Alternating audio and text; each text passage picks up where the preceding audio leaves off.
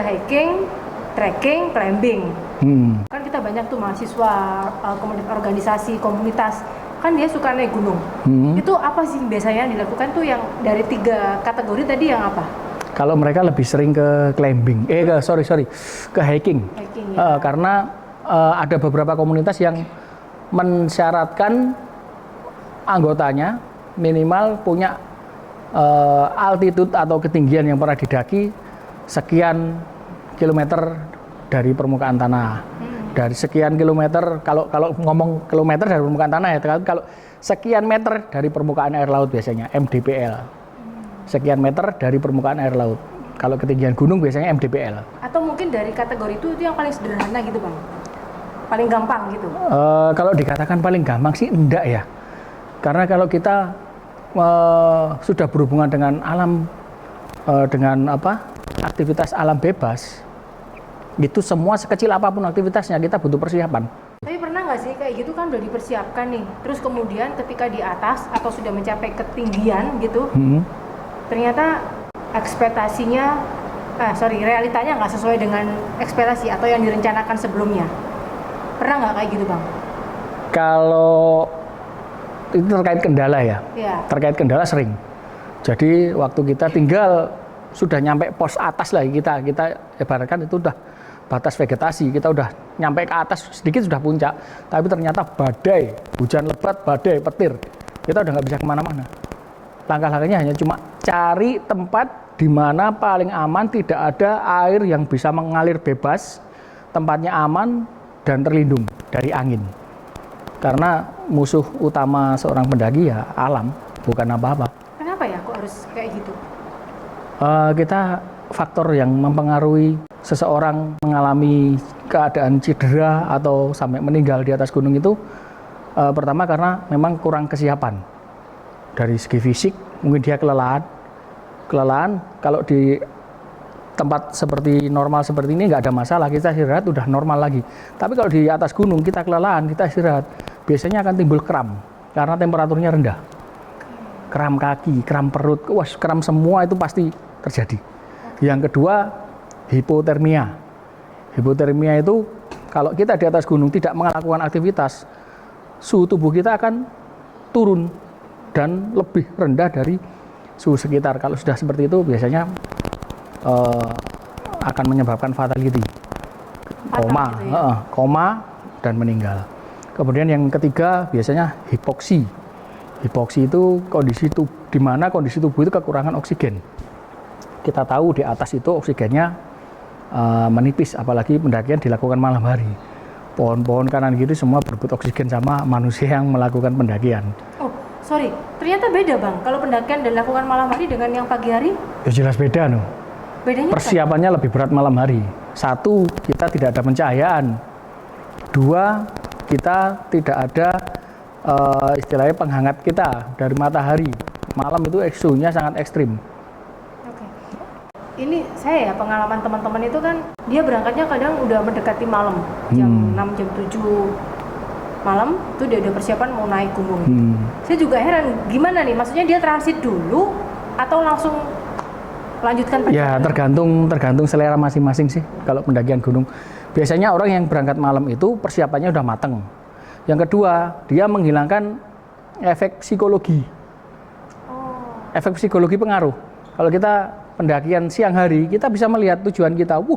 Masih jauh. Ternyata masih jauh. Akhirnya secara psikologi mempengaruhi semangat kita. Tapi kalau malam hari kan nggak kelihatan, pokoknya jalan. Yang penting persiapannya sudah siap, antara penerangan dan juga logistik, nggak ada masalah. Bang, tapi kalau kita ngomong cuaca ya, tadi situasi cuaca sekarang ini kan lagi ekstrim kan. Terus persiapannya harus benar-benar matang kan gitu Bang. Iya. Pernah nggak waktu Abang pas naik ke atas terus terjadi sesuatu yang nggak diharapin gitu? Pernah beberapa kali ya. Tapi semua tertanggulangi dengan baik karena kita ada persiapan dan juga ada persiapan perbekalan dan persiapan materi yang kita punya. Kita harus sering-sering belajar karena naik gunung itu bukan hanya naik, mendaki sampai puncak turun, bukan hanya itu. Di situ ada ilmu, ada ilmu yang harus kita gali.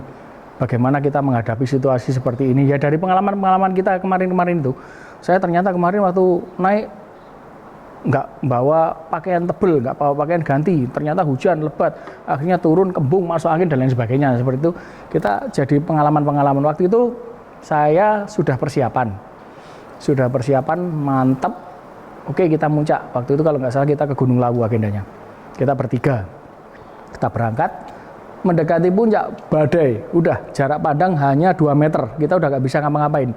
Kalau cuma hujan mungkin masih bisa kita lanjut, tapi karena itu badai, angin, kabut, nah itu yang musuh pendaki itu kabut sebenarnya, bukan hujan, bukan angin, kabut. Kalau udah kabut turun, jarak pandang 2 meter, ini bisa menyesatkan.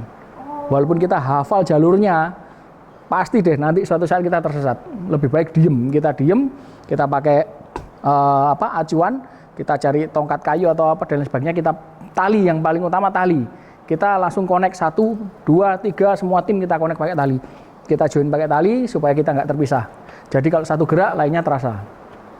Seperti itu, kita berhenti sebisa mungkin kita mencari lokasi yang aman. Kita bisa terhindar dari yang namanya mungkin batu jatuh, longsoran dari atas, pohon tumbang dan lain sebagainya. Kalau memang situasinya kemudian waktu itu memang kita udah tidak memungkinkan lagi untuk lanjut menuju ke pos berikutnya. Jadi kita bersama teman-teman tuh berusaha mencari tempat itu berteduh. Kita raba tebing. Akhirnya kita nemu ceruk. Ada di situ ada ceruk. Tak lihat, oh ternyata bukan jalan air. Oke, aman, kita sementara di sini. Kita gali sedikit ceruknya biar kita bertiga bisa masuk waktu itu. Karena kecil. Ceruk itu cekuan tanah yang ada di setiap tebing-tebing itu pasti ada ceruk. Mungkin bekasnya batu besar terus batunya jatuh, itu meninggalkan bekas itu lah. Itu akhirnya kita gali pakai, waktu itu saya naik gunung itu cuma bekalnya, kalau bekal gali-galian nggak bawa. Akhirnya kita gali pakai piring plat waktu itu. Piring model lama, piring plat seng itu. Kita gali. Gimana 3 orang bisa masuk? Waktu itu bisa masuk 2 orang tok, tinggal 1 orang kita gali. Dan akhirnya kita masuk di situ sampai 1 hari lah mungkin, kira-kira 1 hari. Ngelewati 1 malam, paginya masih kabut, menjelang siang sudah terang. Setelah terang itu kita keluar dari ceruk itu, tim SAR datang semua, tim SAR keliling nyariin orang-orang yang jadwalnya, schedule-nya kembali saat itu kan nggak balik. Kita masuk datanya, oke, aman ya, aman, timnya aman, perlengkapannya ditanya semua udah oke, kalau mau lanjut silakan, tapi kalau nggak lanjut ikut kita turun. Akhirnya kita lanjut sampai ke puncak dan akhirnya berhasil sampai ke puncak. Terus kita turun, kita koordinasi lagi sama tim SAR lokalnya sana, kita cerita-cerita, kita sharing seperti itu. Oke, itu berarti sama kayak yang kejadian kalau misalnya kita lihat, tahu informasi kan ada pendaki yang hilang, kemudian tidak ditemukan gitu kan. Padahal sudah dicari beberapa hari gitu. Itu biasanya faktor yang sering terjadi itu apa ya Bang? Jadi gini, saat kita menerima laporan, sesuai pengalaman saya ya, kalau saya sih biasanya kalau setelah naik gunung nggak langsung pulang, kita koordinasi sama tim SAR, yang lainnya oke, silakan pulang, saya disuruh dulu sampai 1-3 hari, kalau udah aman kita pulang. Kita koordinasi, setiap kali ada laporan, ada korban hilang, nggak ditemukan, terpisah dari temannya, sampai 2-3 hari nggak ketemu, itu biasanya kondisi faktor alam yang mempengaruhi. Jadi pencarian nggak bisa maksimal. Bayangkan kita kondisi kabut, suruh mencari orang, kita cari jalan aja belum tentu ketemu gitu loh. Jadi biasanya bukan masalah 2-3 harinya, tapi kita gerak dulu ke pos 1, oke, nyampe pos 1 kita break dulu, kita lihat situasinya dulu. Kita juga memikirkan keselamatan tim SAR-nya juga. Jadi nggak asal ada anak hilang kita berangkat, salah kita yang di SAR nanti malahan. Tim SAR-nya sendiri jadi korban malah itu nanti. Anaknya ternyata cuma dempis kemana terus tim SAR-nya hilang jadi korban, dia turun. Pak, ada tim SAR hilang, malah balik laporannya nanti. Jadi seperti itu, kondisi alam itu pengaruh ke proses rescue, proses searching-nya. Jadi soalnya seorang pendaki yang hilang itu nggak mungkin dia hilang di jalur pendakian. Oh ya? Nggak mungkin. Kalau dia di jalur pendakian pasti ketemu sama pendaki-pendaki lainnya. Iya, dia hilang satu mungkin karena terpleset. sehingga dia menyimpang dari jalur pendakian. Kedua, dia ambil jalan pintasan, sepertinya kepancing. Oh ini jalan pintasan, dia naik, ternyata tidak ada jalan pintasan, malah jurang. Nah, seperti itu. Jadi kalau kita rescue ada laporan orang hilang, kita pecah, kita tanya sama tim yang terakhir kelihatan di mana, pos 3 sama pos 4 Pak. Nah itu ringnya udah kita perkecil jarak itu. Kita sisirnya bukan di jalur pendakian, tapi di jalur sebelah kanan kirinya pendakian itu yang kita sisir. Oke. Jadi penyebab terbesarnya yang ini tadi, Bang ya. Faktor alam. Lawannya manusia itu cuma 3. Yang satu ya manusia itu sendiri, tapi masih bisa diajak komunikasi dan dia punya rasa takut. Iya. Nah, yang kedua binatang buas. Binatang buas ini nggak bisa diajak komunikasi, tapi dia masih punya rasa takut. Tapi kalau sudah lawan yang namanya alam, diajak komunikasi nggak bisa, nggak punya rasa takut, ya wes jangan macam-macam. Kalau yang namanya alam udah mau ribut mau apa, ya udah kita yang ngalah gitu. Bang, tapi ngomong-ngomong soal faktor tadi binatang misalnya, pernah nggak sih punya pengalaman ketemu hewan buas gitu? Kalau di Indonesia, terutama di Pulau Jawa ya, saya ngomongnya spesifik ke Jawa Timur, kita masih punya satwa langka, harimau Jawa, masih ada. Harimaunya nggak gede sih, tingginya mungkin sekitar 50 cm lah tingginya, warnanya hitam meles itu harimau Jawa. Masih ada, saya masih pernah ketemu di Gunung Lawu, Gunung Semeru sama Gunung Raung.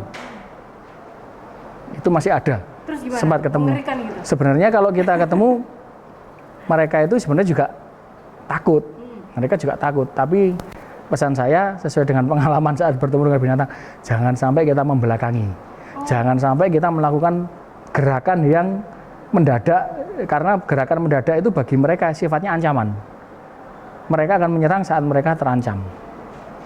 Seperti itu. Bukan hanya harimau saat itu, ular juga waktu itu.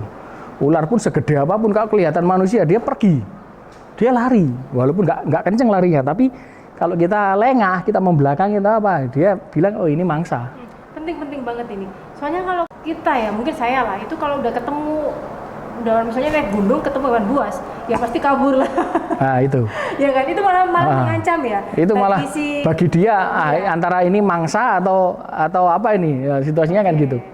Kalau kita diem, kita tetap aja tatap mata, diem, tapi sebisa mungkin kita meraih sesuatu benda yang bersifat yang sering dia temui kayak kayu atau apa. Soalnya kalau kita ketemu monyet, kita bawa pedang, kita acungkan pedang ini, dia tetap datang, tetap nyerang, karena dia nggak tahu itu apa. Tapi kalau kita bawa kayu, pentungan, dia sering kebentur sama kayu, gandulan gini kebentur kayu. Dia tahu rasanya kalau kena benda itu rasanya gimana. Sakit. Tapi kalau pisau atau pedang atau parang dia nggak takut. Dia akan semakin mendekat, semakin beringas karena merasa terancam. Binatang aja tahu ya, merasa terancam dan tidak itu dia ngerti gitu loh. Iya, oke. Bang, saran nih Bang buat teman-teman semua yang pecinta alam nih, yang suka naik gunung. Kalau di situasi sekarang misalnya kita ngomong bulan November Desember ya sampai akhir tahun atau akhir tahun ya, tahun baru nih, gimana Bang caranya Bang? Karena bulan-bulan ini adalah bulannya air, saya sarankan bagi teman-teman penggiat alam bebas yang suka untuk hiking dan lain sebagainya, mohon diperbanyak informasi dahulu sebagai persiapan ke BMKG atau ke dinas-dinas terkait.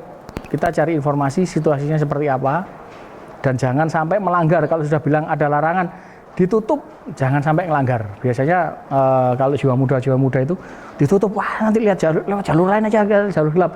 Akhirnya terjadi sesuatu yang menyebabkan fatality. Akhirnya salah-salahan, siapa yang izinkan, siapa yang ini, akhirnya lempar tanggung jawab. Oke, terima kasih banyak Bang. Okay. Sharingnya luar biasa. Semoga nanti kawan-kawan semua yang lagi nonton bisa ada pencerahan, ada gambaran lah. Kalau misalnya lagi mau naik gunung dalam cuaca yang ekstrim yang tadi Bang John sampaikan, lebih baik ditunda dulu. Gitu. Bang, terima kasih banyak atas waktunya. Oke, nanti sama-sama. kita bisa ngobrol lagi di lain kesempatan.